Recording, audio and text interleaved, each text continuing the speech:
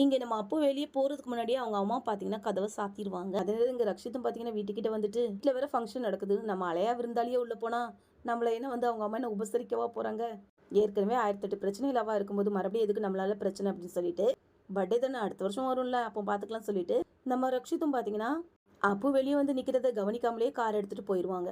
அதே நேரம் இப்படி நம்ம அப்போ வந்து வெளியே நிற்கிறத பார்த்துட்டு நம்ம லலிதா அவங்க அம்மா பார்த்தீங்கன்னா ரொம்பவே சந்தோஷப்படுவாங்க, எப்படி நம்ம கிட்ட தான் வரப்போறான்னு சொல்லிட்டு. அதே நேரம் ரக்ஷித் வந்ததுமே அப்போ வருவாளா இல்லையான்னு சொல்லிட்டு நூல் எடுத்து கூடையில போட்டு பார்ப்பாங்க வருவாளா இல்லையான்னு. இங்க அப்போ வெளியே உட்காந்துருக்கத பார்த்துட்டு அவங்க அப்பாவும் பார்த்தீங்கன்னா மனசு கஷ்டப்படுவாங்க.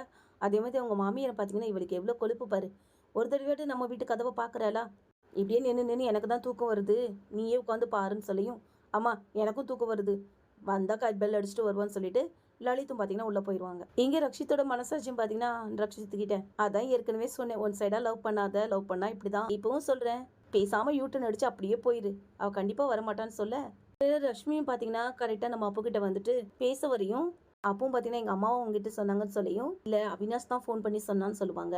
ஆனால் உண்மையிலே பார்த்தீங்கன்னா அவங்க அம்மா தான் நம்ம ரஷ்மிக்கு கால் பண்ணி அப்போ அவங்க வீட்டுக்கு கூட்டிட்டு போக சொல்லியிருப்பாங்க. இங்கே ரஷ்மியும் கூட்டதுனால நம்ம அப்பவும் பார்த்தீங்கன்னா அவங்க வீட்டுக்கு போயிடுவாங்க. அது நேரம் இங்கே நம்ம ஈரம் பார்த்தீங்கன்னா ரக்ஷித் இன்னும் பர்த்டே பார்ட்டிக்கு வராததுனால தூபே கிட்ட ரக்ஷித் எங்கன்னு கேட்க ஃபர்ஸ்ட் எனக்கு தெரியாதுன்னு சொல்லுவாங்க. அதே நேரம் இப்போ மட்டும் நீ உண்மையை சொல்லலை, இனிமேல் உனக்கு இந்த வேலையே கிடையாதுன்னு சொன்னது தான்.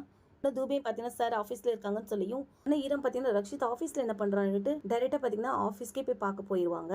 அதே நேரம் எங்கள் ஃபோனில் நம்ம ரக்ஷித்தோட மெசேஜ் நம்ம அப்பவும் பார்த்துட்டு இந்த பிரச்சனையில் பர்த்டே மறந்து போயிட்டோமேன்ட்டு ஃபீல் பண்ணுவாங்க. இங்கே ரக்ஷித் பர்த்டேக்கு வராததுனால அவங்க அம்மா முதற்கொண்டு எல்லாருமே பார்த்தீங்கன்னா பேசாமல் என்னதான் நடக்குதுன்னு அந்த ஆஃபீஸ் போய் பார்க்கலான்னு சொல்லிட்டு அவங்களும் பார்த்தீங்கன்னா கிளம்பிடுவாங்க. இங்கே ரக்ஷித்தும் பார்த்தீங்கன்னா இனிமே எங்கள் அப்போ வரப்போற அப்படின்னு நினச்சிட்டு இருக்க நேரத்தில் லேட்டாக வந்தாலும் நம்ம அப்பவும் பார்த்தீங்கன்னா க்யூட்டாக வந்து நம்ம ரக்ஷித் கேட்டேன் துபை சருக்கு கால் பண்ணி கேட்டேன், அதான் நீங்கள் இன்னும் ஆஃபீஸில் இருக்கீங்கன்னு சொன்னீங்க, ஏன் சார் நீங்கள் பர்த்டேக்கு போயிருக்கலாம்ல, இப்போ பாருங்கள் டைம் ஆயிடுச்சு.